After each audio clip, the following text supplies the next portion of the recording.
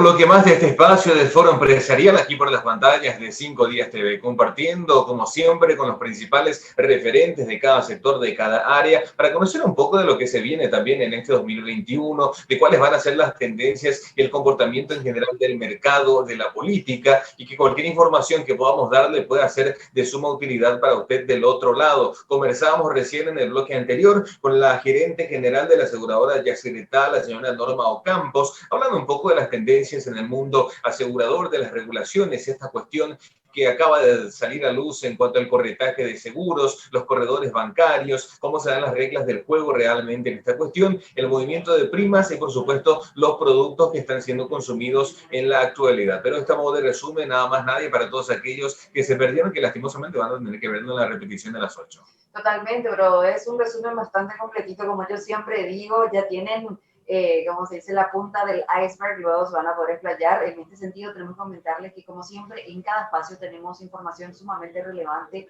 Vamos a invitarle a todas las personas, señora, señor, quédese con nosotros porque vamos a ingresar en este siguiente espacio informativo.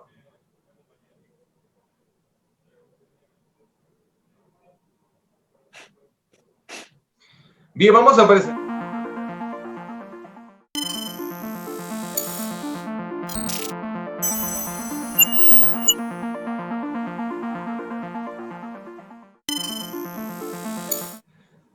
Bien, presentamos así a nuestro siguiente entrevistado de la tarde para hablar un poco de lo que se viene a nivel Paraguay. Necesitamos realmente un cambio. Vimos que la pandemia marcó un hito histórico que debimos aprovecharlo. Esto algunos sectores lo aprovecharon, pero en general debemos de marcar un antes y un después en cuanto a reformas, en cuanto a política monetaria, en cuanto a los gastos que tenemos desde el gobierno en general y, por supuesto, el norte en sí, que el Paraguay necesita cambiar definitivamente a partir de ahora porque exigen bombas de tiempo en muchas áreas que están a punto de explotar y tenemos que realmente parar un poco la pelota y examinar qué es lo que se viene a partir de ahora. Para más detalles, una persona ya básicamente habitual de la casa, un amigo de la casa, quien agradecemos por este tiempo que nos brinda con nosotros, el past president del Club de Ejecutivos del Paraguay, el señor Jan Esperanza. Doctor, buenas tardes, ¿cómo le va? Buenas tardes, ¿cómo están? Un gusto compartir con ustedes y por supuesto con toda la audiencia, ¿eh? Siempre un gusto poder conversar. Gracias por su tiempo, doctor. Tenemos un 2021 bastante prometedor, perspectivas de recuperación económica en general, pero no podemos quedarnos solamente con los números y ver que todo va a recuperar un cierto ritmo. Debemos de aprovechar esto como una catapulta, hacer un real cambio y hincar como ya, si mal no recuerdo, en las entrevistas que tuvimos anteriormente, hablábamos un poco de lo que necesita el Paraguay en cuanto a reformas. Debemos reformar muchas áreas y este creo que es el año propicio para pensar, hablar de esto y plantar sobre la mesa esta cuestión, ¿no? No, efectivamente, vos sabés que justamente yo escribía un artículo sobre el tema de la reforma, porque es cierto, nosotros tenemos, la buena noticia es que este año tenemos mejores expectativas. Ahí tuvimos también la buena noticia de que la recaudación incluso ya fue superavitaria en el primer mes del año, en enero. Hay como mejores expectativas. El agro, que definitivamente ha salvado el año pasado, digamos, básicamente la economía en Paraguay, este año se perfila de vuelta bastante bien, empieza a moverse muchas cosas, eso está muy bien. La gran preocupación, yo mencionaba ahí, es ¿y qué pasó de las reformas? Justamente haciendo un poco de retrospectiva, cuando estábamos en plena pandemia el año pasado, y había, y sigue existiendo, ojo, una suerte de enojo muy grande de la ciudadanía, ante un Estado que veíamos nosotros que no solamente no se reformaba para nada, sino que tampoco sufrió mucho el impacto de la pandemia de la perspectiva, por ejemplo, los salarios que siguieron cobrando, el sector público, ahí no faltó nada, digamos. Ahí no se tuvo que quitar gente, ahí no se tuvo que disminuir los salarios, ahí no se tuvo que hacer suspensiones ni nada de ese tipo de cosas. Eso obviamente cala hondo, digamos, la ciudadanía en el sector privado que sí tuvo que hacer ese esfuerzo. Entonces, la expectativa era ahí, bueno, al menos este estado de crisis que se está viviendo, que movilice un poco al sector público para que encare ciertas reformas de algo que venimos hablando hace mucho tiempo. Porque lo que yo decía es que normalmente, y eso nos pasa en realidad a los seres humanos, cuando entramos en una crisis parece que estamos más predispuestos a cambiar. Si yo tengo una vida muy sedentaria, estoy excedido de peso y me agarró ahí un preinfarto, ahí me asusto. Y ahí empiezo a ver qué es lo que voy a hacer para comer mejor, para caminar algo y ese tipo de cosas, ¿verdad?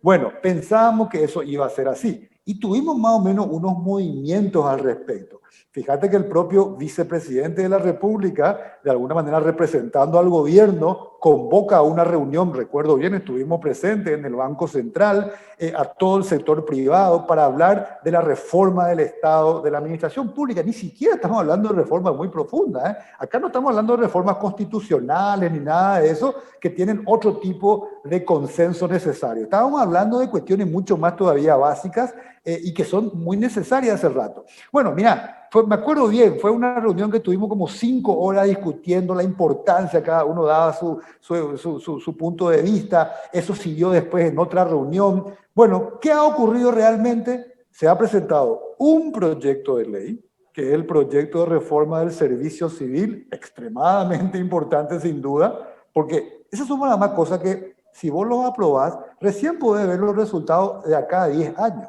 Porque una característica que es básicamente mejorar sustantivamente cómo se contrata, cómo se promueve, cómo se capacita al servicio civil, al funcionario público, digamos, para tratar de evitar ya todo esto que estamos viendo y que no me quiero tener demasiado en esto. Bueno, ese fue el único proyecto de ley presentado. Y eso está, no sabemos ni dónde está, creo que no entró ni siquiera todavía a comisiones. Es increíble, ¿verdad? Porque, ¿qué es lo que pasa? Vos podés tener una presentación técnicamente bien hecho, porque estuviste con consultores, hiciste un buen trabajo de análisis, qué es lo que hace falta, qué hay que arreglar, pero automáticamente cuando vos tenés este tipo de proyectos de transformación y de reforma, vos obviamente podés afectar intereses y esos intereses se tratan de proteger. El status quo se protege, se activa la resistencia. Entonces, si vos no tenés ante esa resistencia una capacidad de gestión política para empujar, para comentar sobre esto, para negociar, para darle fuerza, para comentar a la ciudadanía, para conseguir apoyos, no ocurre nada. Se queda durmiendo un proyecto y hasta que pase esa sensación de crisis y bueno, después vamos a tratar de vuelta y vamos a ver si hacemos algo al respecto. Lastimosamente eso es lo que estamos viendo. No vemos realmente que haya un empuje, una gestión política, probablemente porque tenemos un gobierno muy debilitado.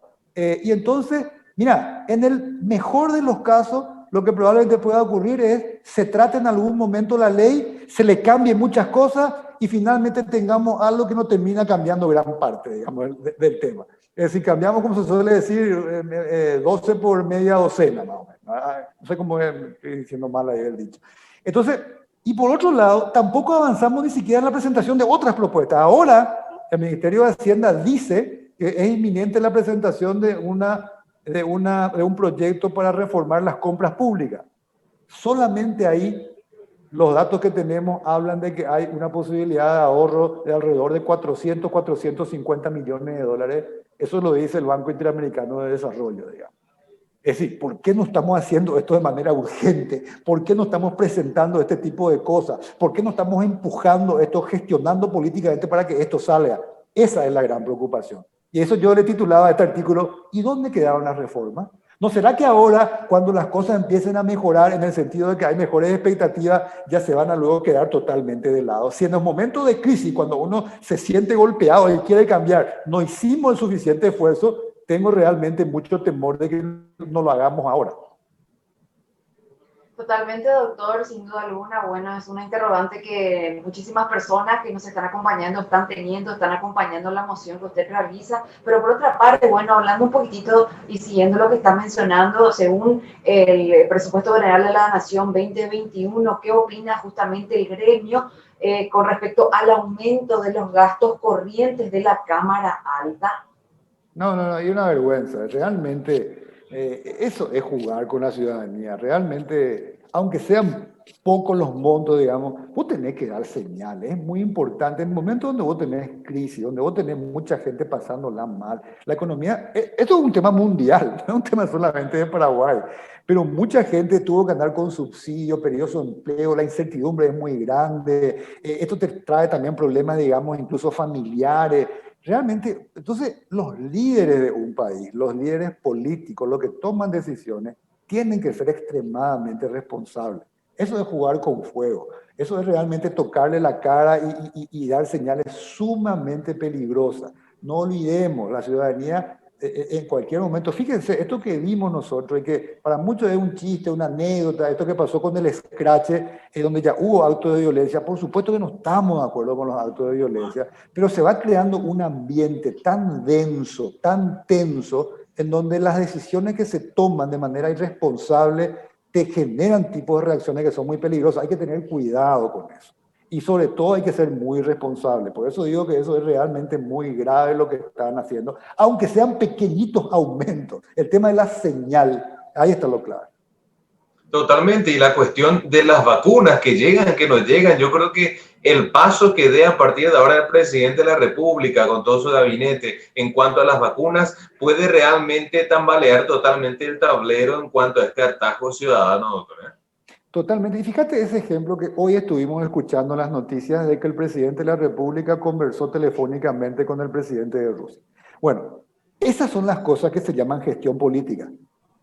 Mi pregunta es, genial, aplaudo eso, pero ¿hicimos eso hace 6 meses, o hace 5 meses, o hace 3 meses? Hicimos varios llamadas, eso es lo que es moverse, eso es lo que es gestionar, a todo nivel, digamos, golpear puertas, pedir ayuda, ir por acá, ir por allá, o de lo contrario, sabemos que estamos en un problema global y que todo el mundo pide vacuna. El que se mueve mejor, el que gestiona políticamente, a eso es lo que yo me refiero con la gestión política. No sirve solamente enviar una nota formal muy linda, que hay que hacerlo, solicitando esto y yo estoy dispuesto a pagar. O no sirve solamente presentar un proyecto de ley muy hermoso, bien redactado. Hay que moverse, hay que empujar. Yo mencionaba unas palabras de Kamala Harris, la nueva vicepresidenta de los Estados Unidos, la primera mujer vicepresidenta de los Estados Unidos. Decía ella, el capital político no genera dividendos. Hay que utilizarlo. Hay que arriesgar, hay que poner en juego el capital político y asumir las consecuencias negativas o positivas. Es decir, el poder hay que ejercerlo. Eso es lo que significa gestionar políticamente. Bueno, yo creo que nos falta mucho de eso. Hoy tenemos un gobierno debilitado, pero hay que arriesgar, hay que moverse mucho más. Eso es lo que yo creo que nos falta, eso es lo que no estamos viendo tanto. Y si no tenemos esa gestión política que empuja más las cosas, es muy difícil que las cosas salgan porque, repito, las resistencias se activan en el caso de las reformas. Y si yo no muevo en el tema de las vacunas, hay muchos otros países que también quieren lo mismo. Hay muchas llamadas que recibe el presidente de Rusia. Fíjense, Chile, por ejemplo, hizo un trabajo fantástico, hoy está haciendo un trabajo fantástico, pero tiene vacuna china, rusa, la de Oxford, la de AstraZeneca, la de Estados Unidos, y lo trajo de todos lados, gestionó su oficina comercial, que hagan los contactos, que vean. El tema es que sobre, pero se gestiona, se mueve, se paga de antemano. Nosotros lo que acá tenemos la noticia es que recursos tenemos, el dinero está disponible. Y yo entiendo que no es fácil, entiendo que todo el mundo quiere, pero lo que no vemos es ese empuje, esa gestión, ese de moverse, que también es una señal. Después te puede no salir también, te puede decir el presidente de Rusia, mira, no te puedo hacer nada, pero mostrando que se está moviendo, que se está empujando, que se entra por todos lados. Las señales son importantes también para una ciudadanía en momentos en donde hay mucha rabia, mucho enojo, mucho cansancio, y básicamente mucho cansancio con la clase política.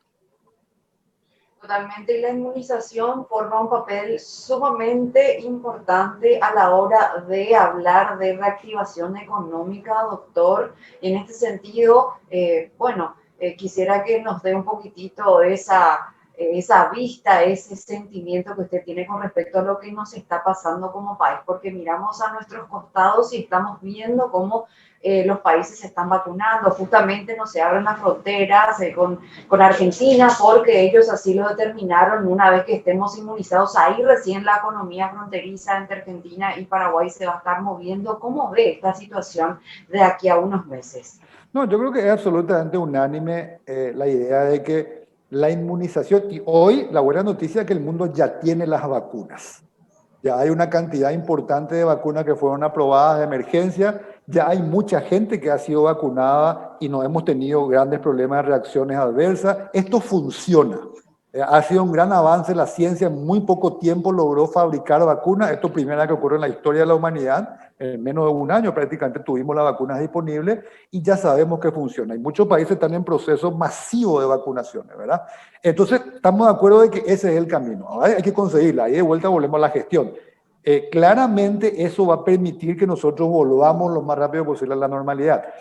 Gracias a Dios, de vuelta, estamos previendo, y eso independientemente de la vacuna está ocurriendo, que es el tema del buen año agrícola de vuelta. El mundo agropecuario, hay que ser muy claro, ha sido absolutamente fundamental para sostener muchas de estas buenas noticias que vimos de que la caída no fue tan grande como se esperaba, y un montón de noticias positivas de ese punto de vista. Eso es gracias al agro. Esa es gracias a que tuvimos la capacidad del mundo agrícola de seguir produciendo, de seguir vendiendo, de seguir generando, digamos, riqueza a partir de eso. La buena noticia es que tenemos, al parecer, de vuelta una buena cosecha. Además, el precio internacional está acompañando y eso obviamente va a generar de vuelta un impacto. Pero hay que reconocer que hay sectores que todavía van a depender casi exclusivamente de esa inmunización que estamos mencionando. Todo el tema gastronómico, todo el tema turismo, todo el tema hotelero, todo el tema de eventos. Y estamos hablando de sectores importantes, de sectores que mueven realmente mucha gente, mucha mano de obra.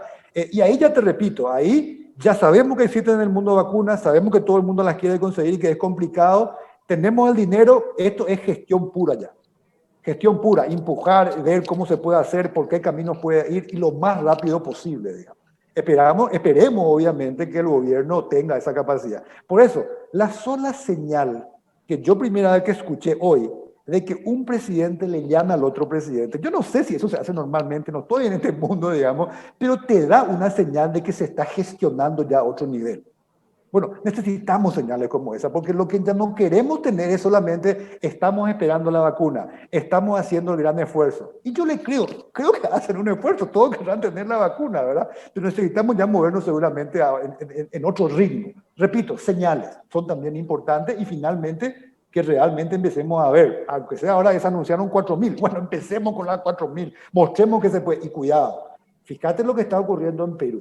En Perú hay un escándalo político, ya renunciaron 2 ministros, hay un tema que está llegando porque había sido, primero se le vacunó al ministro y al otro y al presidente. Eso, cuidado, tengamos mucho cuidado porque van a empezar a llegar las vacunas en la forma en que vamos a manejar esto. Porque si la ciudadanía empieza a ver que de vuelta acá se filtran cosas y que hay favoritismo y que acá esto va a ser realmente una reacción muy fuerte contra él. Entonces, seamos precavidos ya de cómo vamos a manejar las cosas. Son cuestiones que son muy claves, muy importantes en momentos de mucha tensión, por decirlo de alguna manera. Es así mismo, importantísimo lo que menciona realmente, doctor. Aprovechando los últimos minutitos que nos quedan, quiero ir un poco a un factor exógeno. ¿El cambio de política monetaria en los Estados Unidos puede llegar a impactar en el Paraguay y de qué manera? Bueno, mira, los especialistas, los economistas que siempre lo estamos siguiendo, digamos, lo que mencionan es que esta expansión monetaria que tuvo los Estados Unidos, esta necesidad también de ganar un poco más de competitividad, ya se anunciaba que íbamos a tener un dólar más depreciado, digamos. Y eso está ocurriendo. Fíjense cómo está bajando, digamos, la cotización del dólar en Paraguay particularmente. Y probablemente esa tendencia se mantenga todavía por un tiempo, digamos, ¿verdad? De todas maneras, tenemos, por supuesto, tasas de interés extremadamente bajas. Uno podría pensar de que eso puede ser una oportunidad importante también para atraer inversión a Paraguay, y eso obviamente lo necesitamos. Si hay algo fundamental, fíjense, por ejemplo, nosotros estamos y se ha anunciado una inversión, probablemente es la inversión más importante de la historia de Paraguay privada, de más de 3.000 millones de dólares en esta planta de celulosa en el norte del país, en la zona de Concepción. Bueno, yo haría un esfuerzo enorme porque eso salga. Fíjate, si eso realmente se materializa, además de ser un impacto en toda esa región, ahí yo te puedo asegurar que en pocos años nos olvidamos la palabra EPP y todas esas cuestiones, digamos, porque la gente va a tener trabajo, porque la gente va a moverse, se va a movilizar la economía. Esa es la principal forma de luchar contra ese tipo de tragedias como el EPP, digamos, para el país. Pero además también eso va a generar posibilidades seguramente de atraer otro tipo de inversiones. Es decir, ahí también yo creo, y volvemos a la gestión, Paraguay debería salir a buscar mucho más activamente a inversiones estratégicas que Paraguay. Es como que yo diga, por ejemplo, miren, yo tengo estas ventajas en estos sectores y me voy a golpear tu puerta, David. Vos sos el CEO de una empresa que fabrica, no sé, algo que estás en Noruega. te visito directamente y te digo, mira, yo hice este análisis y a vos te conviene por estas razones invertir en Paraguay. Ya tenemos este tipo de, qué sé yo, de beneficio, tenés esta posibilidad, este puede ser tu rentabilidad, acá crece más rápido la reforestación, bla, bla, bla. Es decir, me voy a buscarte mucho más proactivamente para que vengan estas inversiones. De vuelta al tema de gestión, digamos.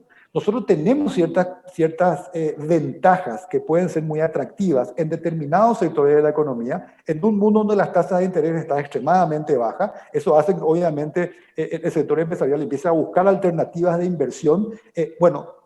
Salgamos a buscar. Y por otro lado también tenemos que seguir cuidando la casa en el sentido de tratar de llegar lo más rápido posible, recuperar y llegar a este grado de inversión. Eso es muy importante porque para muchos fondos internacionales que deciden no invertir en un determinado país, verifican si tienes grado de inversión, si tienes esta calificación determinada y qué sé yo. Entonces, estas son las cuestiones, digamos, que hacen que una ventaja que vos puedas tener se convierta realmente en realidad. Porque yo puedo decir, tengo abundante energía eléctrica, tengo abundante, qué sé yo, agua, tengo un suelo fértil, y esos son recursos que yo tengo, pero para convertirlo realmente en una ventaja que lo aproveche alguien, tengo que gestionar eso.